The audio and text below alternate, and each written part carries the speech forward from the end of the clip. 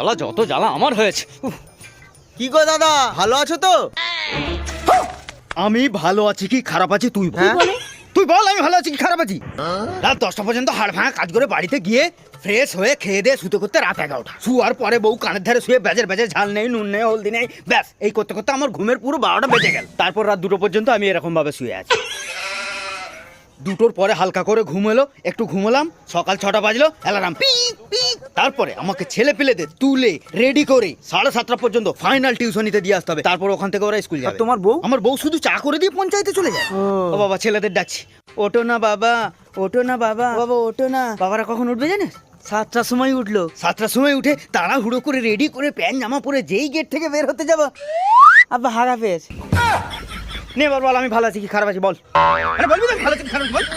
আরে বলবি না ভালো আছি কি খারাপ আছি বল। বলবি না ভালো আছি কি খারাপ আছি বল।